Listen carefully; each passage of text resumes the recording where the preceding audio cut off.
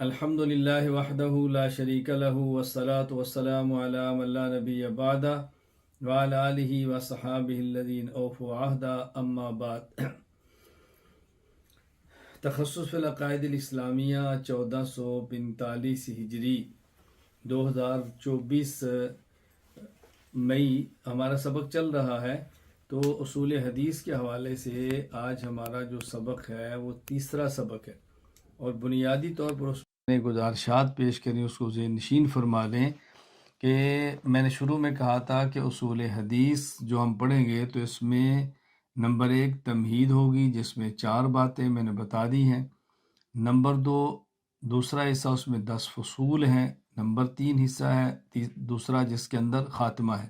تو گویا اصول حدیث میں ایک تمہید، 10 فصول اور ایک خاتمہ، جس کے اندر 3 چیزیں بیان ہوگی۔ آج ہم فصل نمبر 2 پڑھتے ہیں۔ اس میں بنیادی طور پہ حدیث مبارک کی بنیادی تقسیم میں آپ کی خدمت میں پیش کروں گا، اس کو ذہن نشین فرما لیں۔ بنیادی طور پر حدیث مبارک کی 2 قسمیں ہیں۔ نمبر 1 خبر متواتر، نمبر 2 خبر واحد۔ پھر خبر متواتر اس کی آگے 4 قسمیں ہیں۔ نمبر 1 تواتر اسنادی، نمبر 2 تواتر طبقاتی، نمبر 3 تواتر توارث، نمبر 4 تواتر معنوی۔ حضور خاتم النبیین صلی اللہ علیہ وسلم سے لے کر ہم تک پہنچنے کے اعتبار سے حدیث کی بنیادی 2 قسمیں ہیں۔ نمبر 1 خبر متواتر، نمبر 2 خبر واحد۔ خبر متواتر کی میں نے بتایا ہے کہ 4 قسمیں ہیں: تواتر اسناد، تواتر طبقہ، تواتر توارث، تواتر معنوی۔ ہم ایک ایک پر انشاءاللہ تفصیل سے بات کرتے ہیں۔ پہلے سمجھیں کہ متواتر کا لغوی معنی کیا ہے اور متواتر خبر کا اصطلاحی معنی کیا ہے۔ متواتر کا لغوی معنی، متواتر یہ تواتر سے ہے، جس کا لغوی معنی ہے پے در پے اور مسلسل۔ امام ابو الفضل محمد بن مکرم بن علی المعروف ابن منظور الانصاری رحمہ اللہ، وفات 711 ہجری، لسان العرب میں لکھتے ہیں: التواتر ایت تتابع وما زال علی وتیرۃ واحدۃ ای علی صفۃ۔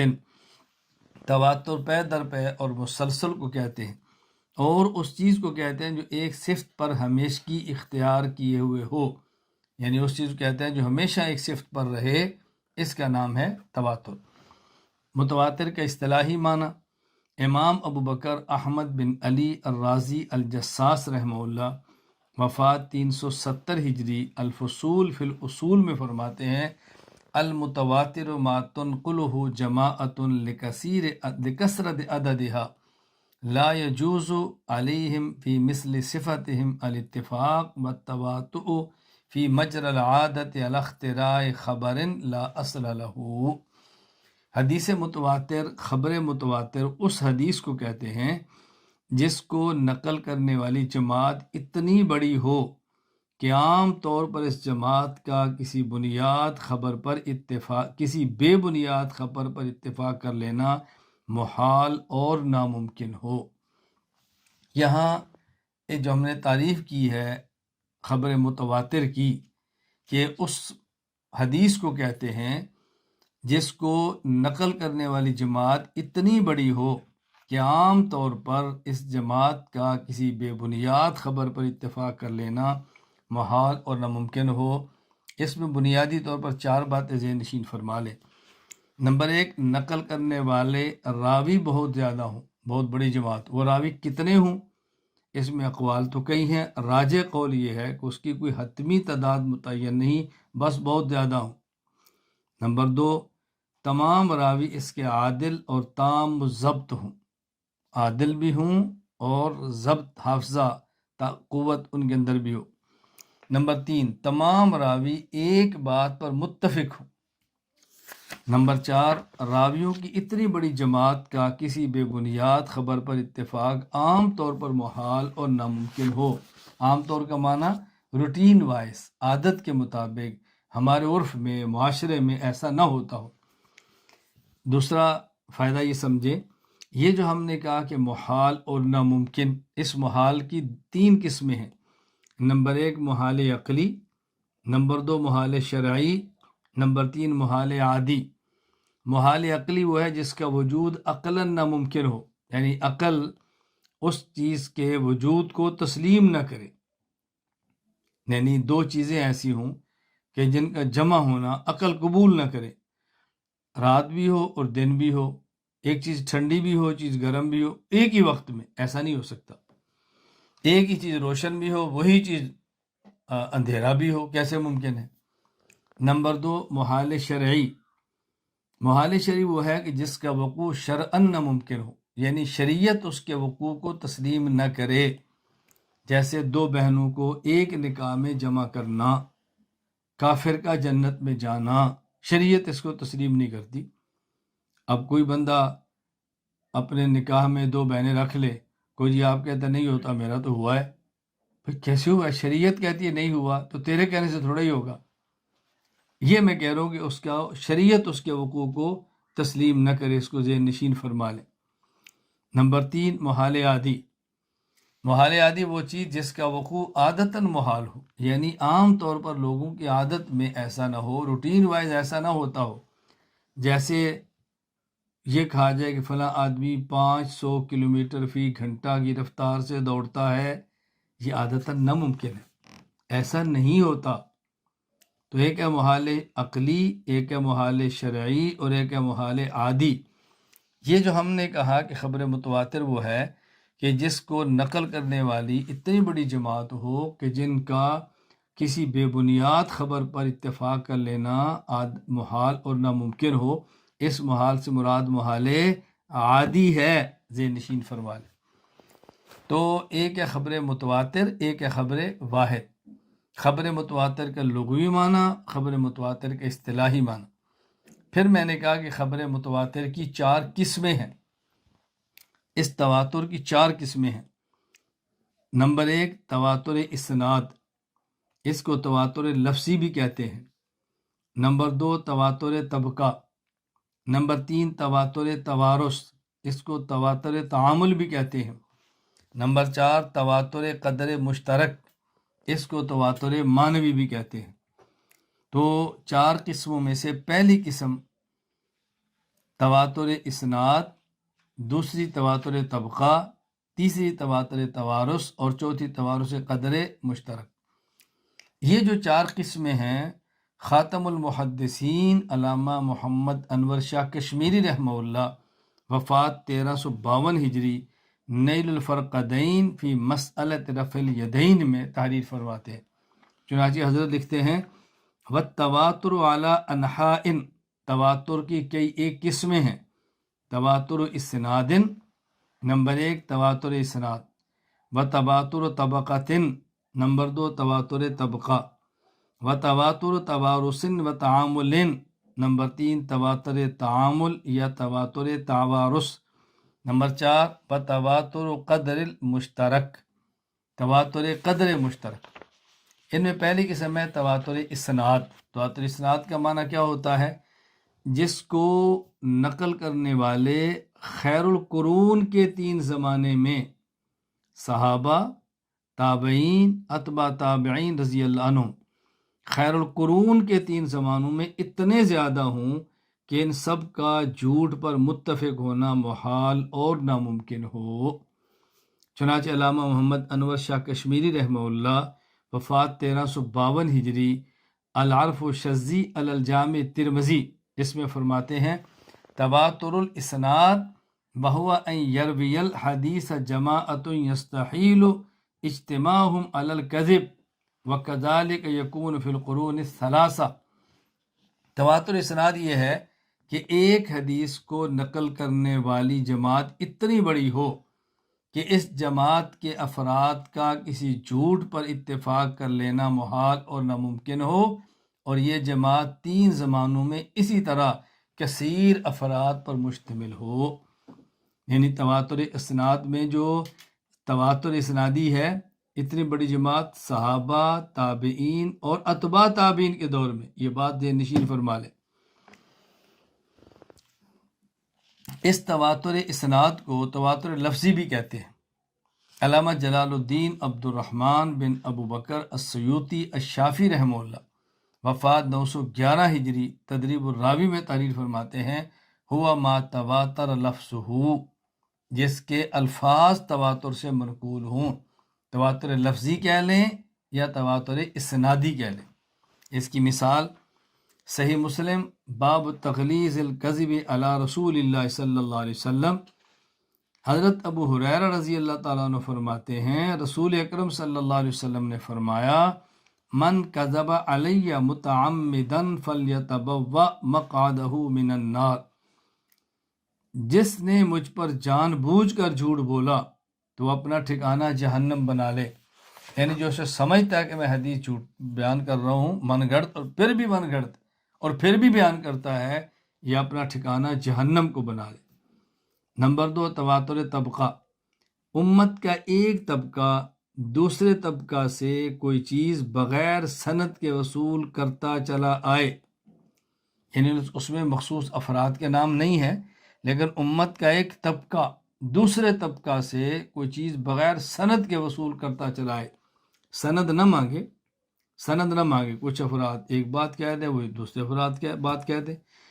چنانچہ علامہ محمد انور شاہ کشمیری رحمہ اللہ وفات 1352 ہجری، العرف الشذی الجامع ترمذی میں فرماتے ہیں باب ما جاء فی فضل الطہور میں تواتر الطبقات وہو ان یأخذ طبقۃ عن طبقۃ بلا اسناد، تواتر طبقہ یہ ہے کہ امت کا ایک طبقہ دوسرے طبقہ سے بلا اسناد کوئی چیز حاصل کرتا چلا آئے۔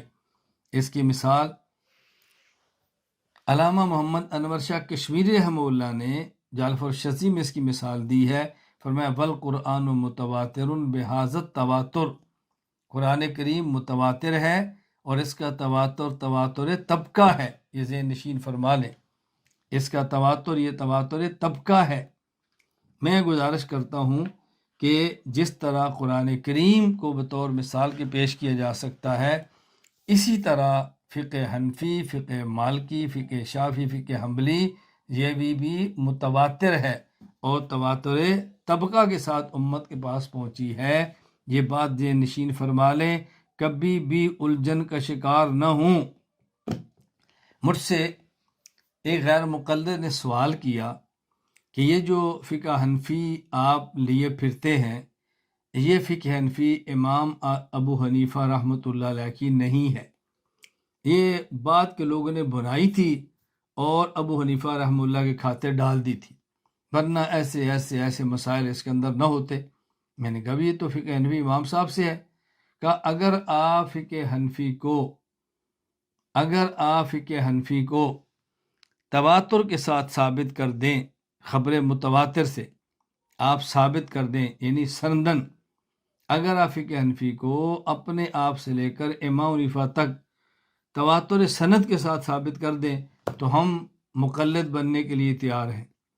میں نے کہا یہی سوال اگر کوئی عیسائی آپ سے کر دے کہ آپ جو قرآن کریم ہمیں پیش کرتے ہیں الحم سے لے کر بناس تک، اس قرآن کی تمام آیات میں سے ہر آیت کو آپ تواتر اسنادی کے ساتھ سند متواتر سے نبی پاک صلی اللہ علیہ وسلم ثابت کر دیں تو میں مسلمان ہونے کے لیے تیار ہوں۔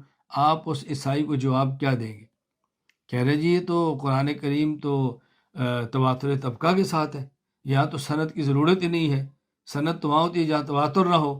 میں نے کہا جس طرح قرآن کریم یہ تواتر طبقہ کے ساتھ متواتر ہے اور پیغمبر سے ہم تک ثابت ہے، اسی طرح فقہ حنفی بھی تواتر کے ساتھ ثابت ہے، اور جو چیز تواتر طبقہ کے ساتھ ثابت ہو اس کے لیے سند کی ضرورت نہیں ہوتی۔ یہ بات اچھی طرح ذہن نشین فرما لے، کوئی ضرورت نہیں ہے۔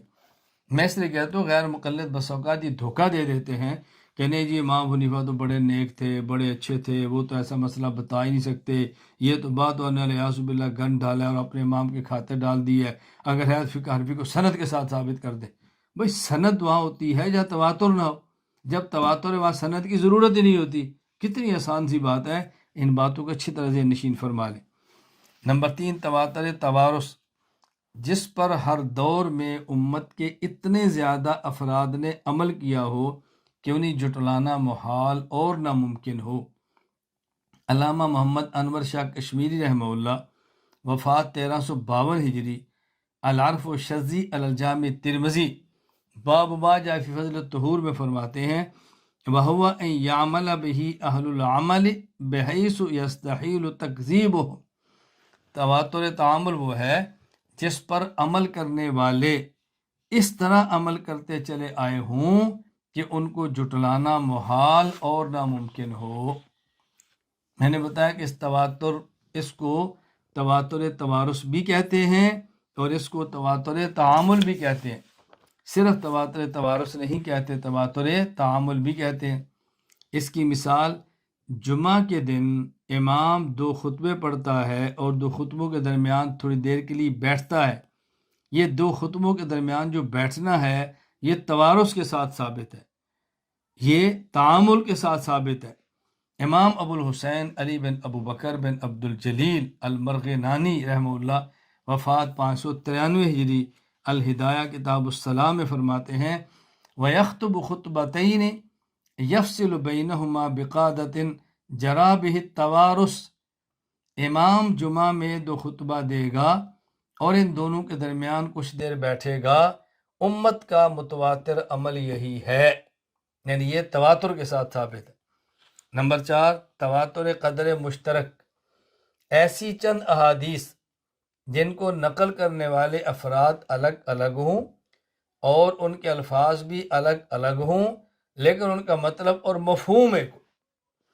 علامہ جلال الدین عبد الرحمن بن ابو بکر السیوطی رحمہ اللہ وفات 911 ہجری تدریب الراوی میں فرماتے ہیں ہوا ان ینقل جماعت یستحیل تواطؤہم علی الکذب بقائع مختلفتا تشترک فی امر یتواتر ذالک القدر المشترک۔ متواتر معنوی یہ ہے کہ ایک جماعت جس کا جھوٹ پر جمع ہونا محال اور ناممکن ہو ایسے واقعات مختلف نقل کرے جن میں پائی جانے والی قدر مشترک بات حد تواتر کو پہنچ جائے۔ حضرت علامہ محمد انور شاہ کشمیری رحمہ اللہ وفات 1352 ہجری العرف الشذی الجامع ترمذی باب ما جاء فضل الطہور میں فرماتے ہیں تواتر القدر المشترک وہو ان یکون مضمون مذکورا فی کثیر من الاحاد۔